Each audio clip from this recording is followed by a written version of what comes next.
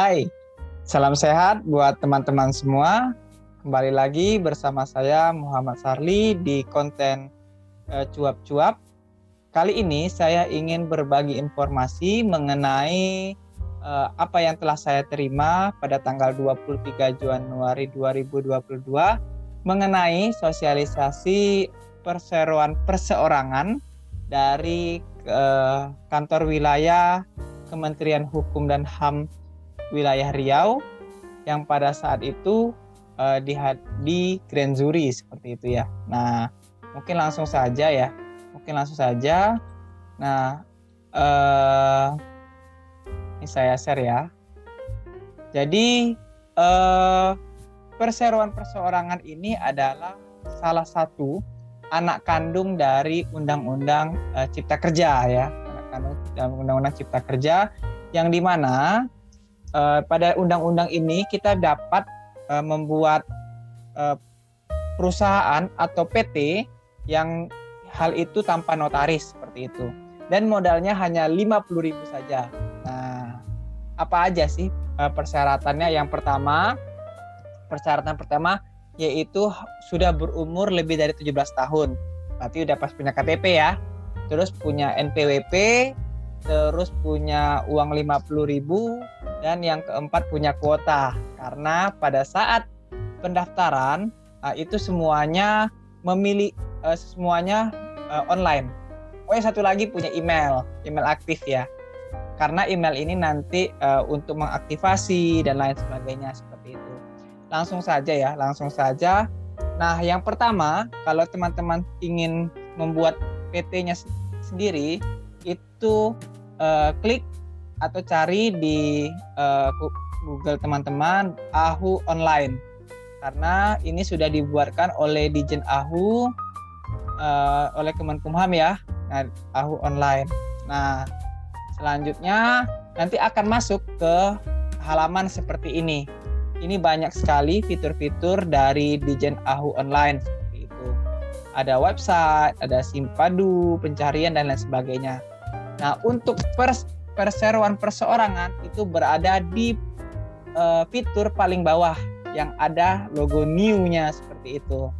Nah, teman-teman nanti bisa masuk ke dalamnya dengan cara mengkliknya 2 kali seperti itu. Nah, setelah itu nanti akan dapat halaman seperti ini. Nah, ini masuk ini untuk teman-teman yang sudah memiliki akun ya. Nah, kalau teman-teman yang belum memiliki akun bisa klik daftar terlebih dahulu. Nah, ini sudah saya merahkan ya. Nanti teman-teman bisa ikuti seperti itu. Klik daftar. Nah, teman-teman mengisikan NIK-nya personal, terus juga nama lengkap, tanggal lahir, nanti usianya itu akan otomatis. Nah, terus NPWP, nomor NPWP sama email aktif ya. Seperti itu. Karena email ini nanti tempat untuk mengaktifasi akunnya. Jadi sangat perlu email aktif dari email teman-teman sendiri. Lalu setelahnya klik daftar nanti akan ada di emailnya teman-teman itu aktivasinya. Ini karena saya kepada yang terhormat Saudara Muhammad Sarli, terima kasih telah melakukan registrasi akun. Nah, ini udah ada nick-nya dan juga ada password-nya. Terus kita langsung mengklik aktivasi akunnya sendiri dan muncullah seperti ini. Nah, nanti kalau misalnya agak trouble, biasanya masuk ke kita tulis NIK sama passwordnya lagi. Setelah itu teman-teman nanti bisa di yang sebelah kanan ini yang ada tulisan Muhammad Sarli ini untuk mengganti password. Kalau tidak mengganti password juga tidak apa-apa. Kalau mau ganti password dengan yang lebih mudah, itu teman-teman bisa mengklik yang di sebelah kanan atas ini ya, seperti itu, dan mengikuti prosedurnya lagi. Nah, kalau kita ingin mendirikan sebuah PT, nah itu bisa di fitur sebelah kiri atas dengan kode pendirian ini. Pendirian ini kita klik, nanti akan muncul halaman seperti ini. Ada nomor voucher dan terus ada nama perseroan. Nah, nomor voucher ini dapatnya dari mana? dapatnya nanti waktu kita sudah ngeklik yang di sini, ada kata-kata klik di sini. Karena nomor voucher ini adalah nomor yang kayak seperti billing ya, tempat kita membayar untuk pendaftaran ini. Nah, ini sangat murah sih teman-teman, 50.000 saja seperti itu.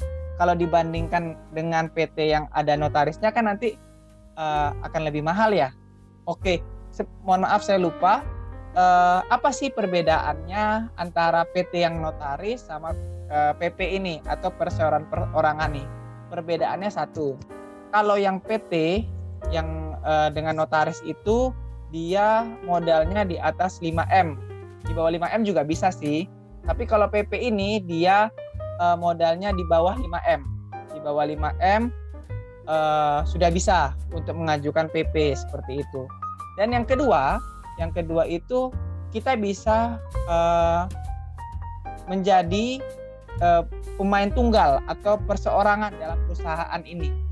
Kalau mau ditambahkan juga nggak masalah, tetapi kalau mau tunggal juga boleh. Hal ini mendasarkan kalau supaya untuk memecahkan masalah perpecahan kongsi di antara komisi dan lain sebagainya. Karena apa? Karena kita tahu mungkin rambut aja yang sama hitam, pemikiran juga berbeda seperti itu. Untuk mengambil keputusan juga nanti akan susah ya. Kalau kita tunggal kan jadi enak ya seperti itu. Nah, kan pasti ada kelebihan dan kekurangan masing-masing lah. Nah, kita lanjut lagi. Nah, kalau kita udah klik klik di sini ini akan muncul nanti beberapa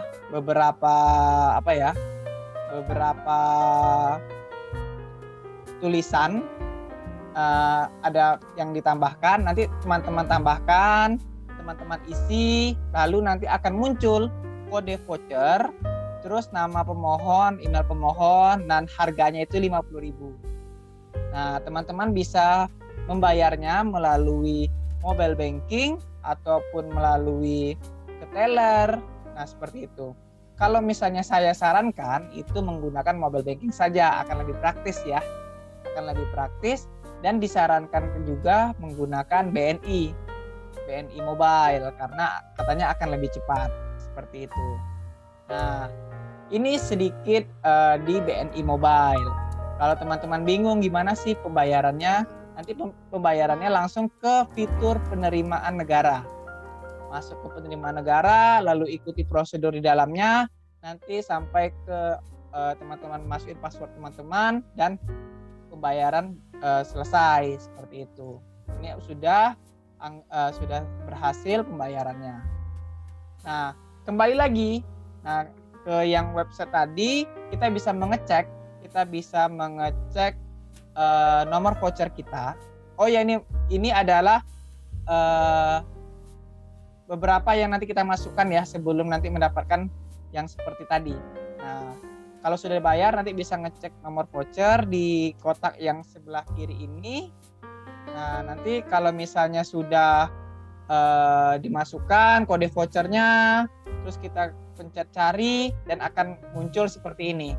Ini karena vouchernya sudah digunakan, jadi tertulisnya sudah digunakan. Tetapi kalau sudah dibayar biasanya telah dibayar. Nah, karena ini kan udah digunakan ya, karena udah saya membuat video ini itu baru teringat untuk men-screenshot ini. Nah, seperti itu. Nah, baru kita kembali lagi ke pendirian yang awal tadi, kita masukkan nomor voucher kita. Kita masukkan nomor voucher. Terus baru kita lanjut ke ini, ke nama perseroan ini. Nama perseroannya itu harusnya menggunakan 3 huruf ya. Bukan 3 huruf, 3 kata. Mohon maaf saya salah. 3 kata dengan berbahasa Indonesia tanpa diawali dengan kata-kata PT. Karena PT-nya akan langsung berada nanti di depan nama yang tadi teman-teman sebutkan. Contoh kalau saya itu Sarli Berguna Usaha. Kan 3 kata ya. Sarli Berguna Usaha. Nah, nanti akan dicek kalau misalnya ada nama yang serupa, dia tidak akan memproses, akan disuruh ganti seperti itu. Nah, kalau misalnya kata-katanya unik, nah itu biasanya langsung ya. Seperti itu kan, Sarli berguna usaha pasti yang punyanya ya ada unsur Sarlinya gitu. Nah, akan jadi langsung ke okein dari dirjennya. Nah, lanjut. Nah, ini bentuknya, nama perseroannya tadi apa, ini telah melanjutkan, dan ini beberapa nama-nama yang hampir mirip seperti itu. Terus kalau sudah ya klik saya yakin dan lanjutkan. Nah, terus jangan lupa juga ini ya, nama-nama yang mirip ya. Kemarin saya coba dengan nama yang berbeda seperti itu. Nah, kita klik yang ini, saya telah membaca dan saya yakin dengan nama yang saya gunakan ini. Terus klik saya yakin dan lanjutkan. Nah, setelah itu, setelah berhasil di sana, kita masuk lagi nih ke halaman berikutnya tentang data-data PT ini dan data-data lokasinya dan data-data siapa direkturnya seperti itu. Nah, yang pertama ke data perseroan. Nama perseroannya akan otomatis ada sesuai dengan 3 nama yang tadi. Contoh tadi PT Sarli Berguna Usaha seperti itu. Nah, masukkan emailnya, alamat perseroannya. Kalau misalnya teman-teman bingung, jadikan aja rumah teman-teman menjadi alamat perseroan. Terus langsung setelah tadi alamat perseroan, masukin alamat RT RW. Nah, sedikit ini mungkin saya sampaikan bahwa untuk penulisan RT, RW, alamat itu sebaiknya mengikuti KTP. Karena misalnya di RT, kalau saya kan 003. Waktu pertama saya nulisnya cuma kata 3 saja. Itu tidak nanti akan salah. Katanya nanti tidak sesuai dengan Disdukcapil. Nah, jadi ditulis 003, RW-nya disesuaikan dengan KTP-nya teman-teman sendiri. Terus masukin kelurahannya ini. Nah, nanti akan ada seperti pilihan ya. Jadi misalnya kelurahannya air dingin. Ya udah, masukin air dingin, nanti sudah dipilih. Untuk kecamatan, kabupaten sama provinsi itu sudah langsung otomatis. Terus teman-teman wajib mengisi kode pos sama nomor telepon. Terus lanjut masukkan ke modal usaha. Ini yang saya sebutkan tadi. Untuk PP itu hanya boleh di bawah 5M. Di bawah 5 miliar modal usahanya. Kalau di atas miliar ya harus pakai PT yang ada bernotaris. Harus yang PT yang bernotaris, ataupun dalam 1 tahun itu siklus keuangannya itu 15M. Nah, itu 15M juga harus pakai yang bernotaris. Nah, masukkan totalnya. Ini berimplikasi nanti total modal ini misalnya kita buat 1 juta. Berarti kita wajib menaruh uang di bank perusahaan ini sebesar 25% dari total modal usaha kita tadi. Berarti kalau 25% dari 1 juta kan berarti 250.000 ya. Berarti 250.000 nanti akan saya masukkan ke banknya perusahaan ini seperti itu. Nah, saya lanjutkan lagi. Nah, ini untuk KBLI. Nah, KBLI itu teman-teman sebaiknya mencari terlebih dahulu KBLI yang teman-teman mau, yaitu adalah jenis usaha yang teman-teman nanti akan rintis seperti itu. Nah, cara carinya dari mana? Nah, ini dari Badan Pusat Statistik telah membuat aplikasi yang bernama Sibaku Mobile. Nah, ini saya tahunya di Android ya. Mohon maaf kalau misalnya untuk teman-teman yang pengguna iPhone saya kurang tahu. Nah, jadi Sibaku Online, Sibaku Mobile ini di-download, terus nanti fiturnya akan seperti ini, akan ada beberapa kelompok jenis usaha. Terus teman-teman bisa memakai langsung fitur cari. Misalnya kemarin saya cari terkait dengan gizi. Nah, saya masukkan kode gizi. Nah, muncullah ini Nah, seperti ini muncul. Dan diusahakan cari yang spesifik, yaitu 5 angka ya. 5 angka, sudah ada 5 angkanya. Nah, itu dimasukkan. Nah, misalnya ini KBLI 2020-86901 terkait dengan aktivitas pelayanan kesehatan yang dilakukan oleh tenaga kesehatan selain dokter dan dokter gigi. Karena harapan saya nanti membuat praktek gizi seperti itu. Nah, ini kita catat KBLI-nya 86901 dan jangan lupa mencatat juga bacaannya ini ya. Karena nanti di fitur yang tadi itu tidak memasukkan nomor tapi memasukkan pencariannya ini, kata-kata ini seperti itu. Oke, sudah teman-teman cari KBLI semua. Nah, pertanyaannya, berapa jumlah KBLI yang boleh dimasukkan ke PT? Sepengalaman saya, karena saya juga sudah membantu beberapa orang untuk membuat PT-nya, itu bebas ya. Nah, karena ada satu saudara saya itu yang sampai 18 gitu KBLI-nya. Jadi nggak masalah, rupanya bisa terbit juga seperti itu. Nah, contoh ini untuk adalah saya cari dengan kata-kata aktivitas penyiaran, yaitu dapat nih KBLI-nya 60201 60202. Kalau misalnya mau menambahkannya lagi, berarti cari lagi, jangan disimpan dulu, cari lagi sampai semua KBLI yang teman-teman pengen itu sudah ada. Nah, baru klik simpan.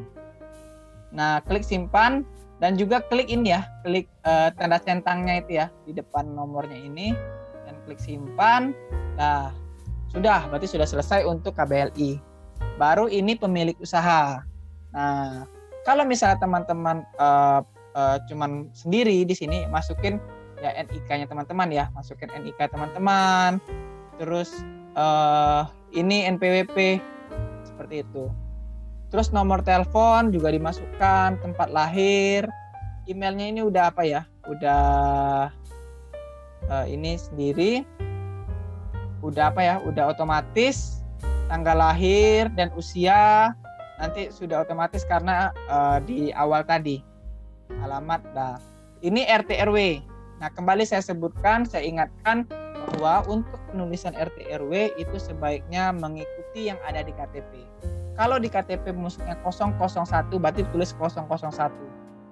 Nah, masukin kelurahannya dan masukin kode posnya. Karena kecamatan, kabupaten, maupun provinsi ini akan otomatis nanti.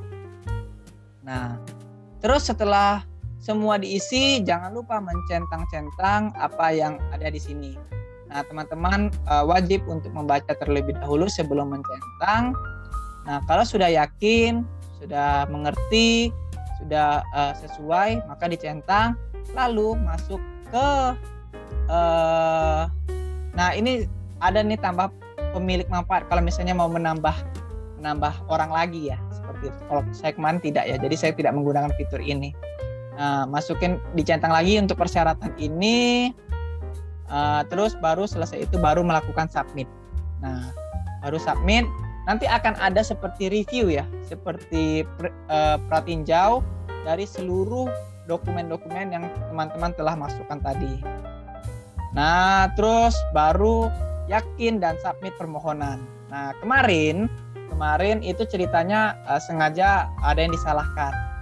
Jadi kalau salah nanti dia akan seperti ini. Jadi akan tertulis alamat tidak sesuai dengan data pada Dukcapil. Silakan periksa kembali data Anda. Nah, jadi teman-teman harus menuliskan sesuai dengan KTP. Dan perlu yang satu lagi yang diingat bahwa kalau ada permasalahan dengan Dukcapil, maka selesaikan dulu di kantor Dukcapil. Baru nanti membuat PT ini seperti itu. Nah, ini kalau misalnya berhasil. Kalau misalnya berhasil, submit permohonan berhasil dan butuh konfirmasi maksimal 7 hari. Oke, nah konfirmasi tadi yang disuruh tadi ya, itu ini yang sebelah kanan ini, status ini konfirmasi pernyataan pendirian.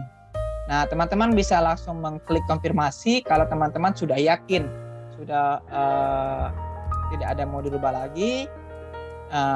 Lalu diklik, lalu sudah dibaca semuanya, pernyataan pendiriannya dan lain sebagainya, baru teman-teman klik konfirmasi. Kalau teman-teman mau ubah data masih bisa. atau hapus transaksi juga masih bisa. Nah, teman-teman kalau sudah yakin, konfirmasi. Nah, ini sudah oke, sudah terkonfirmasi. Nah, terus langsung terbit untuk NPWP-nya, NPWP perusahaan ini. Nah, dan juga ada nama KPP-nya, tempat kita nanti melampirkan berkas-berkas selanjutnya. Sudah oke. Nah, langsung masuk ke halaman utama lagi ya. Nah, teman-teman bisa untuk mengeprintnya nanti bisa masuk ke daftar transaksi. Setelah daftar transaksi, nanti langsung masuk ke unduh sertifikat pendaftaran dan unduh surat pernyataan pendirian. Nah, inilah kunci kita atau pedang kita seperti itu. Nah, inilah yang nanti kita pegang, yaitu sertifikat pendaftaran dan surat pernyataan pendirian tadi. Nah, bunyinya seperti ini. Ini saya tutup karena ada data-data pribadi. Dan yang perlu saya sampaikan bahwa ini berbentuknya PT ya. Jadi PT bla bla bla bla bla bla bla seperti itu. Kalau teman-teman yang mau buat ya nggak apa ya, tinggal tiga ini, 3 nama seperti itu, PT apa. Nah, terus juga nanti akan ada nomor NPWP dan juga ini mohon maaf ya, ada nomor NPWP dan juga kartu NPWP-nya ya, kartu NPWP-nya. Nah, seperti ini kartu NPWP-nya.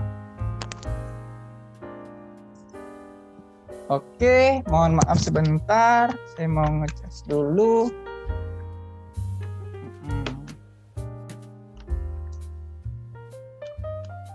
Oke, ini kartu NPWP-nya. Jadi lihat ya, sudah berbentuk PT untuk NPWP-nya. Jadi sangat menghemat benar ini teman-teman. Mungkin teman-teman yang sudah pernah membuat PT di notaris itu kan sampai ke surat Kemenkumhamnya aja 10.600.000 ya, seperti itu ya. Atau ada yang lebih murah, saya nggak tahu karena dulu saya punya pengalaman dengan harga seperti itu, tapi bukan di Riau ya. Nah, jadi seperti ini. Nah, inilah apanya ya, seluruh yang beberapa dokumentasi kemarin. Itu saja ya. Nah, jadi menurut saya mendorong teman-teman untuk yang memiliki usaha untuk membuat PT. Tenang, harganya murah kok, 50.000 saja, tetapi kita sudah diakui oleh negara, dan kalau misalnya ada permasalahan di perusahaan kita, itu tidak akan mengganggu harta pribadi kita. Karena sudah ada pernyataan dari sosialisasi kemarin. Nah, itu saja teman-teman ya. Nah, jadi saya minta teman-teman yang menonton ini, nanti setelah menonton ini langsung menjadi direktur dari perusahaan teman-teman sendiri. Mohon dukungannya, like dan subscribe, dan share ke teman-teman kamu yang ingin menjadi direktur perusahaannya sendiri. Nah, oke. Terima kasih. We'll be right